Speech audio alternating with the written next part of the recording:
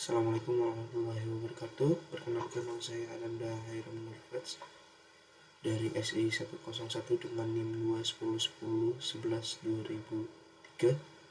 2003. Tujuan saya di sini adalah untuk mengerjakan ujian akhir semester dari mata pelajaran PTSI. Di sini saya akan membawa tema presentasi yaitu perkembangan teknologi di bidang kesehatan. Pertama-tama, apa sih perkembangan teknologi itu? Perkembangan teknologi adalah suatu proses perubahan dan perkembangan dalam bidang teknologi yang melibatkan inovasi dan penemuan baru dalam menciptakan dan memperbaiki produk, sistem, dan proses. Perkembangan teknologi membawa dampak besar pada kehidupan manusia, termasuk dalam bidang kesehatan, pendidikan, transportasi, dan pertanian.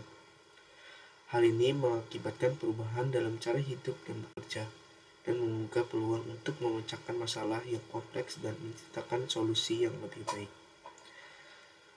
Tujuan perkembangan teknologi dalam bidang kesehatan adalah untuk memperbaiki kualitas dan efisiensi dalam bidang kesehatan, seperti membantu dalam diagnosa dan pengobatan penyakit, mencegah penyebaran penyakit, dan memperbaiki aksesibilitas layanan kesehatan. Di bawah ini ada beberapa contoh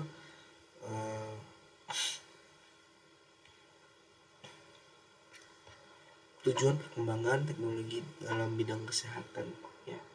Pertama, menyediakan diagnosa yang lebih cepat dan akurat melalui teknologi imaging seperti MRI dan CT scan. Kedua, meningkatkan efisiensi dan hasil pengobatan dengan menggunakan teknologi robotika dan intervensi bedah minimally invasive. Ketiga, yaitu menyediakan aksesibilitas layanan kesehatan yang lebih baik melalui telemedicine dan telehealth yang memungkinkan pasien untuk berinteraksi dengan dokter dan layanan kesehatan lainnya secara jarak jauh. Yang keempat, yaitu membantu mencegah penyebaran penyakit dengan memanfaatkan teknologi informasi dan komunikasi seperti sistem surveillance dan early warning yang sudah pernah kita rasakan dalam pandemi kemarin ya, adanya jaga kesehatan 5M yang seperti itu. Meningkatkan kualitas hidup pasien dengan menggunakan teknologi prostetik dan terapi regeneratif. Yang keenam, meningkatkan efisiensi dan efektivitas sistem kesehatan secara keseluruhan melalui teknologi informasi dan manajemen data kesehatan. Selanjutnya, manfaat perkembangan teknologi dalam bidang kesehatan.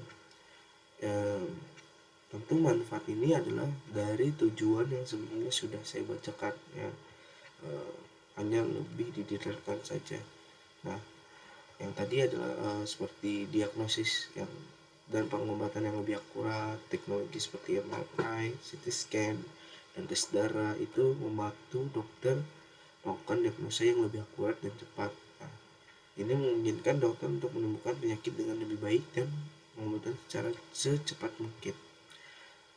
Nah, yang kedua, manfaat dari perkembangan teknologi itu dalam bidang kesehatan yaitu dalam aksesibilitas layanan kesehatan yang lebih baik, seperti teknologi telemedicine dan telehealth membantu layanan lebih mudah diakses bagi orang yang tinggal di daerah terpencil atau memiliki keterbatasan mobilitas. Ini contohnya yaitu seperti aplikasi Halodoc yang sudah banyak di mana-mana atau banyak orang yang sudah memakainya, terutama saya sudah memakainya.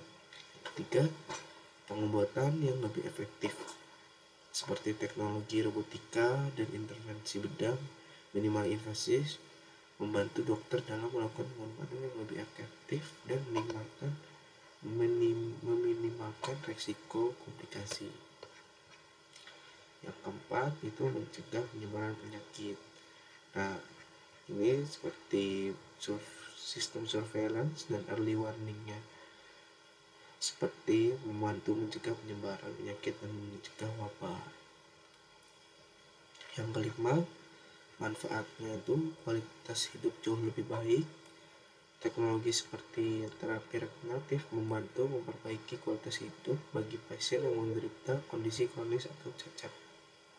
Yang keenam yaitu efisiensi sistem kesehatan. Teknologi dan informasi manajemen data kesehatan mudah membantu meningkatkan efisiensi sistem kesehatan dan memastikan bahwa informasi pasien tersedia dan dapat diakses dengan mudah oleh dokter dan layanan kesehatan lainnya. Selanjutnya, kelebihan dan kekurangan perkembangan teknologi dalam bidang kesehatan. Contohnya, kelebihannya itu hemat tempat. Kedua, mempercepat pelayanan kepada pasien. Data dapat mudah diakses. Mempermudah komunikasi antar petugas medis. Mempermudah pengecekan data. Mempermudah dalam mengelola data menjadi informasi. Namun kekurangannya adalah bergantung pada sumber listrik, bergantung pada aplikasi yang digunakan, perlu perhatian khusus untuk menggunakannya. Yang terakhir adalah membutuhkan biaya perawatan yang lebih mahal tentunya. Selanjutnya yaitu contoh implementasi dari perkembangan teknologi di bidang kesehatan nih. Seperti telemedicine, aplikasi Halodoc yang tadi, yaitu dokter dan pasien dapat melakukan konsultasi dan pemeriksaan jarak jauh melalui aplikasi video atau telepon. Yang kedua itu contoh implementasi dari perkembangan teknologi yaitu Electronic Health Records atau HI-Health. Itu sistem informasi elektronik yang memungkinkan dokter dan layanan kesehatan lainnya untuk memantau dan mencatat informasi kesehatan si pasien secara real time. Yang ketiga, implementasi pada robotika medis. Tujuannya itu dokter melakukan pemudahan dengan lebih akurat dan meminimalisir komplikasi. Yang keempat yaitu bantu diagnosis yang sudah sangat umumnya, yaitu MRI, CT scan, dan tes darah. Yang kelima itu sistem surveillance penyakit, yaitu dapat membantu mencegah penyebaran penyakit dan membantu mencegah penyebaran wabah. Yang keenam yaitu terapi regeneratif. Terapi seperti stem cell dan terapi gen membantu memperbaiki kualitas hidup bagi pasien yang menderita kondisi kronis atau cacat. Mungkin itu saja yang dapat saya sampaikan. Kurang lebihnya mohon maaf. Assalamualaikum warahmatullahi wabarakatuh.